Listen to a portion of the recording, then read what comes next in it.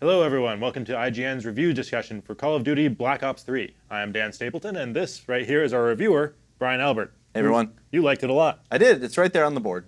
This is Bobby Amos. What's up? This is James Faulkner. Hello. James with the great socks. I have pretty cool pink and blue socks.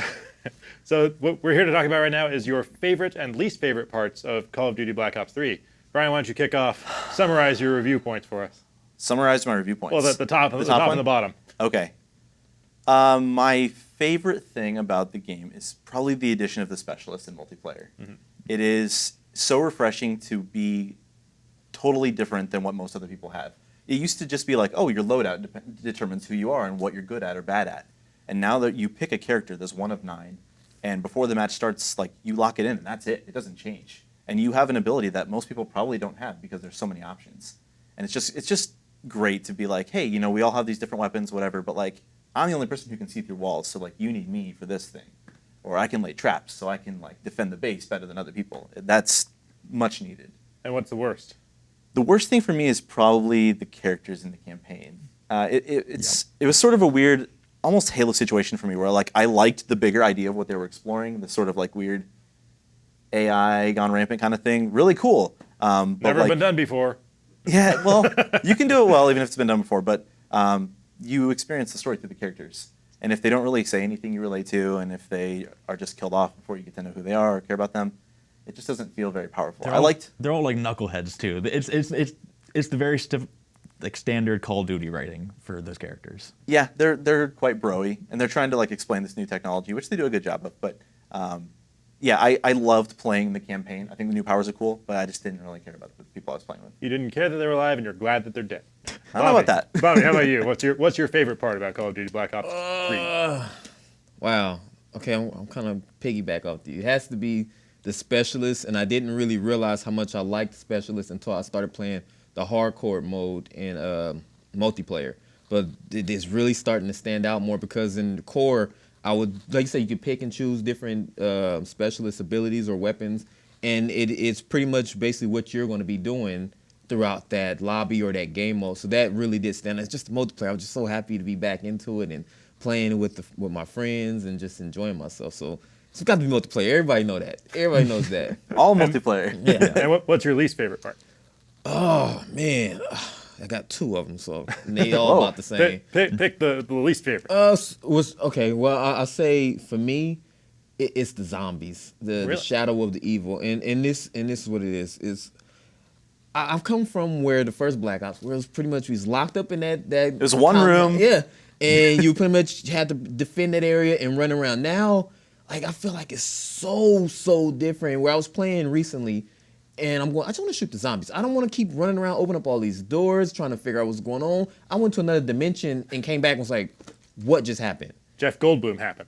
I guess so, but I guess that just isn't really bringing me back. And It's just overcomplicated for you now? I really enjoyed Advanced Warfare's zombie mode better. What's those zombies? I really liked it. And I guess people go, you're crazy, but I enjoyed playing that.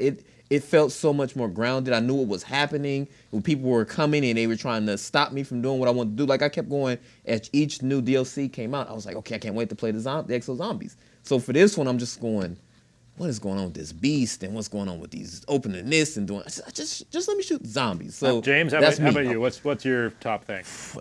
Top is probably movement. I really like. I think they called it guns up. Guns up is how they were. How they described it. Where it's marketing. Yeah. But it's true. Like it is the like you were always moving and you were always like. They got rid of like their dolphin dive and then introduced the slide, which is like probably my favorite thing to do, just because it. I really liked a game called Vanquish, which is. I know Platinum. Yeah. Yeah, there's a really good power slide game. around and shoot people, it is that for first-person shooters, and it feels so good. Yeah, it's great. A lot of times, if you're like being super mobile, like you can't fire, and so you're sort of like hurting yourself. But in this, you can like always shoot. You can always defend yourself. And then my least favorite is probably the encounter design and some of the single-player stuff. Really? Did you play alone? I played all of the campaign alone, and then I played like 1 or 2 levels with co-op with a friend. They were talking about how it's kind of like wide, like more open. It's not really open. It's more wide. It's like they took a Call of Duty level and they're like, well, we gave everyone a little bit more space to move around. Like you can have little perches which you can like shoot down into areas, and it's just not really that interesting. Is it just less focused? It's not that it's less focused. It is just they're like, okay, well, you need to do these things where you need to like shoot to disable this shield, so then you can shoot a rocket at it, and that's to destroy it. And it's just like single player wise, it wasn't having fun because it was just like, okay, it's constantly going to focus fire me, and I'm like, I was playing on like the hardest difficulty, so it was just You're playing on realistic. most of it. I dipped down for like I didn't do the entire thing, but like eventually I was like, I need to dip down. Yeah. Realistic is. That said, they were doing interesting things in the campaign where they had the specialist powers within there that were slightly different, and that was fun. But I didn't really like the like boss encounter design. Like that was not fun. Yeah, that doesn't stack up to. Like, I know you're a Destiny guy, right? Yes, I am. Yeah, doesn't stack up to those bosses for you. At least in Destiny, well, Destiny feels like a MMO. Like it has like don't stand in the fire. It has like sequence puzzles and like all right, it's DPS time. It's like those are actual encounter designs where it feels like standard Call of Duty, except for minus like okay, well you have to beat this boss, you have to shoot a weak point, but it didn't feel fun. If it like.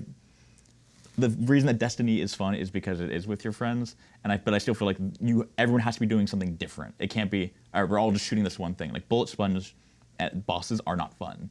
Like that's why year one bosses are considered not as fun as whereas in Taken King, encounter design is an actual thing.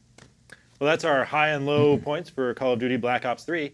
Be sure to stick around for more of IGN's review discussion for said Call of Duty. Thanks, guys. Thank you. Thank you.